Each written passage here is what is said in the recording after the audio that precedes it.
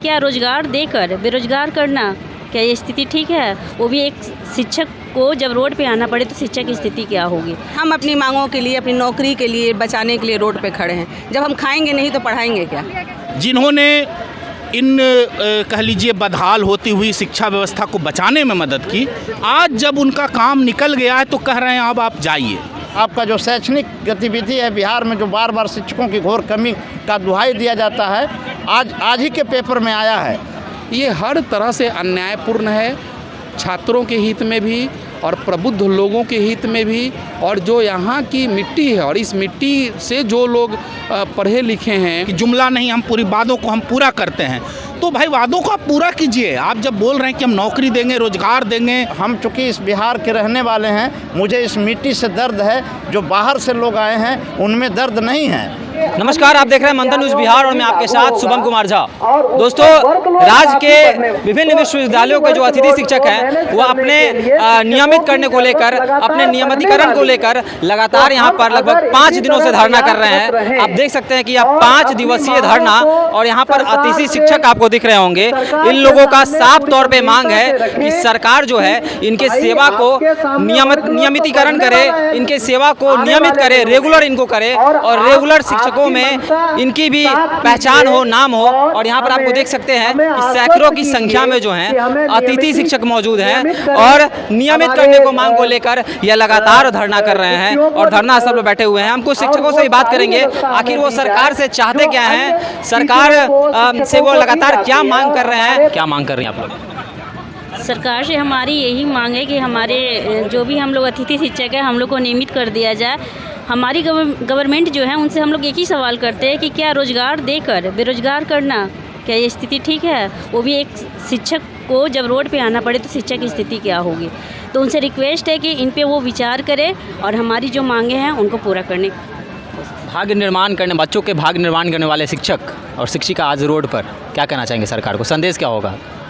इसका जवाब तो आप खुद ही बता सकते हैं। सरकार तो देख रही है ना क्या स्थिति हमारी बन रही है कि हमको अपनी मांगों के लिए रोड पर प्रदर्शन करना पड़ रहा है। अभी हम लोगों को विश्वविद्यालय में होना चाहिए था शिक्षा देने के लिए, और हम अपनी मांगों के लिए, अपनी नौकरी के लिए बचाने के लिए रोड पे खड़े हैं। जब हम खाएंगे नहीं तो पढ़ाएंगे क्या?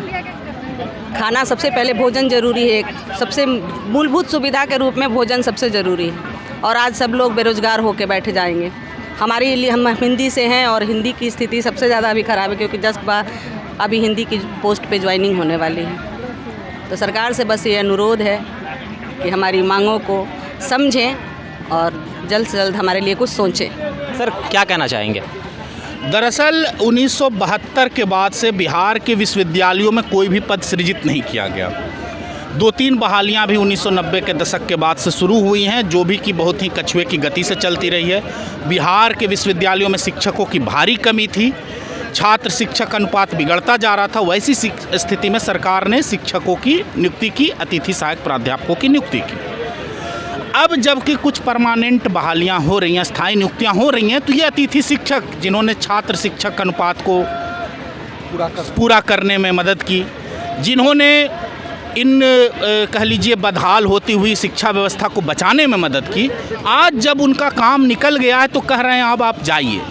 तो हमारा ये सवाल सरकार से ये सवाल है कि जब आपने 72 के बाद से, और खुद नीतीश जी बोल रहे हैं कि जहाँ ज़रूरत होगी हम पदों को सृजित करेंगे, तो 72 के बाद जब कोई पद सृजित आपने नहीं किया, विद्यार्थियों की संख्या में इतने परिवर्तन आए हैं, तो आप पद सृजित कीजिए और सारे अतिथि शिक्षकों का समायोजन बहुत आराम से हो जाएगा। समायोजन के बाद और ये अस्थायी जो नियुक्तियाँ, उसके बाद भी कई सीटें खाली रहेंगी। और बिहार की बदहाल होती शिक्षा व्यवस्था, उच्च शिक्षा व्यवस्था को बचाने का एकमात्र उपाय यही है। जब खुद को आप सामाजिक न्याय की सरकार बोलते हैं तो सामाजिक न्याय का मूल बुनियाद होता है, समाजवादी सिद्धांत का मूल बुनियाद होता है शिक्षा, स्वास्थ्य और रोजगार। और अगर वो रोजगार देते हैं तो इससे शिक्षा भी सुधरेगी।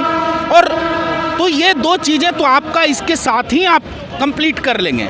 और जब आप बोल रहे हैं कि हम केंद्र सरकार की ऐसी सरकार के खिलाफ लड़ रहे हैं, अभी आप देखिएगा जदयू ऑफिस के बाहर है कि हम जुमला नहीं हम पूरा करते हैं, है ना, इस तरह की बातें हैं कि जुमला नहीं हम पूरी बातों को हम पूरा करते हैं।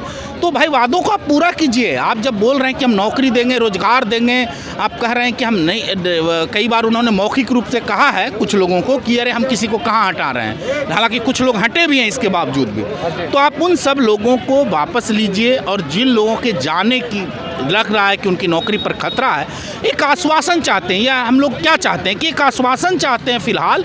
आप ठीक है, अब जब नीतिगत निर्णय लीजिएगा, फिलहाल तो ये आप आश्वासन दे सकते हैं ना, जैसे अन्य राज्यों की सरकारों ने दे रखा है, पश्चिम बंगाल के, मध्य प्रदेश के, ठीक है, छत्तीसगढ़ के, झारखंड की सरकार ने भी, हरियाणा ने भी, कि जब तक कोई अस्थायी नियुक्तियाँ नहीं हो जाती, अगर अस्थायी नियुक्ति हो भी जाती है तो हम आपको हटाएंगे नहीं, किसी ना किसी तरीके से आपको हम मुख्य नियुक्ति में लाने की कोशिश करेंगे, और अगर आप तब भी नहीं आ पाते हैं किसी कारणवश, तब भी हम आपकी नौकरी को जो है हम बचाए रखेंगे। तो बिहार सरकार को करने में ये क्या जाता है, जब आप खुद जब समाजवादी सिद्धांत, सामाजिक न्याय की बात करते हैं। तो इसीलिए हम लोग यहाँ पर हैं। हमें उम्मीद है इस सरकार से कि जो अगर आप कह रहे हैं कि हम जुमला नहीं, हम वादा को पूरा करने वाले हैं, तो वादों को पूरा कीजिए, और उसकी शुरुआत यहीं से कीजिए कि जो अतिथि सहायक प्राध्यापक जिन्होंने आपकी बदहाल होती शिक्षा व्यवस्था को बचाया है, आप उन्हें जो है समायोजित करें, उनका नियमितीकरण करें, उनका स्थायीकरण करें। शैक्षणिक जगत को सुधारने में कहीं ना कहीं अतिथि शिक्षक की महती भूमिका है, और बच्चों का जो लगाव होता है वो अतिथि शिक्षकों के प्रति ज़्यादा देखा गया है। लेकिन आज अतिथि शिक्षकों के साथ ऐसा व्यवहार, क्या कहना चाहें? यदि आपके शिक्षा की गुणवत्ता उन्हें प्रभावित करती है तो आपसे जुड़ जाते हैं। यदि अतिथि प्राध्यापक की सेवा नियमित नहीं की गई तो निश्चित रूप से विद्यार्थियों के मनोदशा पे भी इसका प्रभाव पड़ेगा, और सरकार एक अनुभवी शिक्षक को खो बैठेगी। दूसरी बात यह है कि जब यूजीसी का फंड 80% आपको मिलता है, 20% स्टेट गवर्नमेंट देती है, तो आप 1972 से लेके अब तक शिक्षक छात्र का अनुपात क्यों नहीं अपडेट किया? और यूजीसी का ये रेगुलेशन है कि 20 स्टूडेंट पे एक प्रोफेसर की बहाली होनी चाहिए, और उस हिसाब से बिहार गवर्नमेंट में लगभग 25,000 सहायक प्राध्यापकों की आवश्यकता होगी, और अभी तो महज हमें लगता है 7,000 के आसपास कार्य कर रहे हैं। एक लंबी संख्या ज़रूरत है विद्यार्थियों की शिक्षा की गुणवत्ता में सुधार लाने के लिए, और इस आधार पर यूजीसी जो है, नैक एक संस्था होती है जो हर कॉलेज के कई पैरामीटर्स को कंसीडर करके उसकी रैंकिंग तैयार करती है।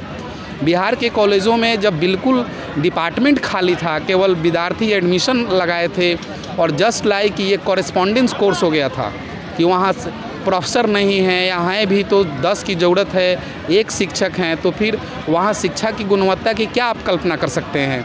उस वक्त अतिथि प्राध्यापक बहाल किए गए, वहाँ के शैक्षणिक वातावरण में सुधार हुआ, विद्यार्थी को प्रोत्साहन मिला, विद्यार्थी कॉलेज आना शुरू किए, और जब एक खुशनुमा माहौल बना, एक शैक्षणिक वातावरण बना, तो फिर ये हटाए जा रहे हैं। ये हर तरह से अन्यायपूर्ण है, छात्रों के हित में भी और प्रबुद्ध लोगों के हित में भी, और जो यहाँ की मिट्टी है और इस मिट्टी से जो लोग पढ़े लिखे हैं उनके साथ भी अन्याय है। मेरा मानना है कि मुख्यमंत्री एक विकासशील पुरुष के रूप में जाने जाते हैं, इस पर उनको गंभीरता से विचार करना चाहिए, और अविलंब जो अतिथि प्राध्यापक यहाँ कार्य कर रहे हैं उनकी सेवा को अस्थायी कर देनी चाहिए। सर्वांगीण विकास की बात होती है, और इस सर्वांगीण विकास में जो अतिथि शिक्षक हैं वह कॉलेजों में अपना महती भूमिका निभाते हैं, और इन शिक्षकों के साथ ऐसा व्यवहार, क्या है आपकी राय? मेरी राय ये है कि सरकार जो निर्णय ले रही है कि कहीं न कहीं ब्यूरोक्रेट्स से प्रेरित है, और सरकार को चाहिए कि वर्तमान समय में ऐसी स्थिति है कॉलेजों में, जब हम लोगों ने बाहर से देखा था तो बाहर से लगता था कि बिहार की शिक्षा व्यवस्था बहुत अच्छी है, लेकिन जब मैं प्रवेश किया तो वहाँ देखा कि मैं साइंस में केमिस्ट्री का प्राध्यापक हूँ, मैंने देखा कि साइंस में वहाँ एक भी शिक्षक नहीं है। वहाँ पर धूल लगा हुआ था लैब में, उस लैब को मैंने साफ सफाई करवाया, लैब को सजवाया, और तमाम व्यवस्थाएं दे करके छात्रों को मोबाइल के माध्यम से महाविद्यालय में लाने का प्रयास किया, समय से जाकर उनको पढ़ाने का काम किया, शैक्षणिक वातावरण को बनाने का काम किया। तो 14 में इस तरह का नियम बनाया गया कि यहाँ के ही सन ऑफ सॉइल जो थे उनको हटा दिया गया, और फिर पुनः जब संशोधन हुआ तब हम लोग को शैक्षणिक जगत में पुनः प्रवेश करने का मौका मिला। जब हम लोग शैक्षणिक जगत में प्रवेश किए तो हम चूँकि इस बिहार के रहने वाले हैं, मुझे इस मिट्टी से दर्द है। जो बाहर से लोग आए हैं उनमें दर्द नहीं है। वो आज भी सरकार अगर मूल्यांकन कराना चाहती है तो उन लोगों को देख ले। जो जिनको लाई है वो नहीं चाहते हैं कि मैं यहाँ के शैक्षणिक व्यवस्था को सुदृढ़ कर पाऊँ। उनका अपनी व्यस्तता है। और हम लोग जब आए हैं तो हम लोग अपने शैक्षणिक व्यवस्था को बिहार के सर्वांगीण विकास में मदद कर रहे हैं। ऐसी परिस्थिति में मैं सामाजिक न्याय की सरकार से ये डिमांड करता हूँ कि आप जिस तरह से हमको लाए हैं हमारी ओर आप देखिए। आपका जो शैक्षणिक गतिविधि है बिहार में, जो बार बार शिक्षकों की घोर कमी का दुहाई दिया जाता है, आज ही के पेपर में आया है कि सबसे ज़्यादा इनरोलमेंट बिहार के छात्रों का रहा है। सबसे ज़्यादा इनरोलमेंट बिहार में छात्रों का रहा है। तो सबसे ज़्यादा इनरोलमेंट जब बिहार में है सबसे ज़्यादा, तो आप अगर शिक्षकों के अनुपात को देखेंगे तो शिक्षक का अनुपात इतना दूर दूर तक नहीं है कि हम कैसे मतलब अगर आप जवाब देना चाहेंगे तो आपको पता ये चलेगा कि बिना पढ़ाए भी यहाँ के छात्र डिग्री ले लिए हैं। ऐसी परिस्थिति आ गई है। बिल्कुल, आपने साफ तौर पे देखा कि जो भी शिक्षक हैं काफ़ी अनुभवी हैं और कॉलेज के हर एक कार्यों में निपुण है, हर एक शिक्षण कार्यों में निपुण है। बच्चों को इनसे काफ़ी लगाव होता है क्योंकि जो कॉलेज की व्यवस्था है उसको दुरुस्त करने में ये अपनी महती भूमिका निभाते हुए आए हैं। और कहीं ना कहीं इन शिक्षकों के चेहरे पे मायूसी और मस्तक पे चिंता साफ तौर पे झलक रही है। इनको बच्चों के भविष्य की चिंता है और यह लगातार 5 दिनों से यहाँ पर धरने स्थल पर बैठेंगे। और साफ तौर पर आपने तमाम शिक्षकों को सुना किस तरह उन्होंने सरकार से या विनती की है या निवेदन किया है कि इन्हें जो है नियमित किया जाए ताकि इनका जो है भविष्य सुधरे और बच्चों का भी भविष्य की इनकी चिंता है और बच्चों का भी जो है भविष्य इससे सुधर सकेगा और बिहार आगे बढ़ सकेगा, हमारा भारत देश आगे बढ़ सकेगा। तो इन शिक्षकों के बारे में आप क्या सोचते हैं और सरकार से आप क्या निवेदन करना चाहते हैं? साथ ही साथ आपकी इस विषय में क्या राय है, आप हमारे कमेंट बॉक्स में बताएं। देखते रहें मंतन न्यूज़ बिहार। धन्यवाद।